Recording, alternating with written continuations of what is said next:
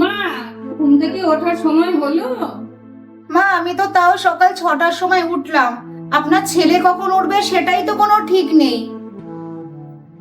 বৌমা, আমরা সব রান্নায় ফোড়ন দিয়ে করি, তুমিও সব রান্নায় ফোড়ন দিয়ে রান্না করো।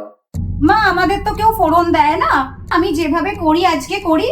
যদি আপনার ভালো না লাগে আজকে খেয়ে, তাহলে কাল থেকে আপনি নিজেই করে নেবেন। বৌমা, কাপড় কাচতে যাচ্ছ? তা এগুলো কিন্তু মেশিনে দিও না, আমাদের কেউ মেশিনে কাপড় কাচে না। একটু হাত দিয়ে রগড়ে রগড়ে ভালো করে থুপে থুপে সুন্দর করে কেচো, নাহলে পরিষ্কার হয় না। দেখুন মা, আমাদের তো কেউ কোনোদিন হাতে কাচেনি, আমরা কাপড়াই মেশিনে কেচে এসেছি। আমি আজকে কেচে নিচ্ছি, যদি পছন্দ না হয় তাহলে কাল থেকে আপনি নিজেরটা নিজেই কেচে নেবেন। বৌমা, তোমার মাসির শাশুড়ি আসছে আজকে, একটু শাড়ি টাড়ি পরে বসো, নাকি এইভাবেই বসে থাকবে?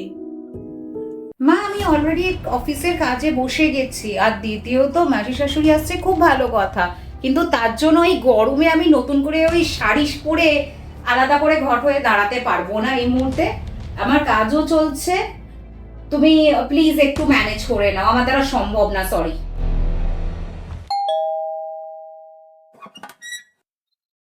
উফ, কি গরম বাইরে, বাপরে বাপ। তুমি এসে গেছো? কেন মা, কিছু বলবেন? হ্যাঁ, ওই পাশের বাড়ি থেকে নিমন্ত্রণ করে গেছে, তা ওখানে সবাই তুমি রেডি হয়ে নাও, সবাই মিলে একসঙ্গে যেতে হবে। সবাই একসঙ্গে না গেলে কি সেটা ভালো দেখায়? কেমন দেখাবে? মা, এত গরমে জাস্ট ফিরেছি, এক্ষুনি যাওয়া সম্ভব না। আপনারা সবাই যান, আমি ওদের একবার ফোন করে নেব।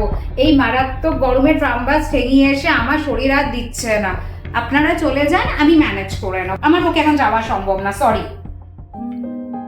ওমা, এসো সবাই একসঙ্গে খেয়ে নাও। না মা, ও আসুক, আমরা তারপর খাবো। তোমরা খেয়ে নাও, আমি তো আছি বসে ওর জন্য। না মা, আপনাদের বয়স হয়েছে, আপনারা ওষুধ খান, টাইমে খাওয়াটা আপনাদের জন্য খুবই গুরুত্বপূর্ণ। আপনি আর বাবা খেয়ে নিন, আমি আছি।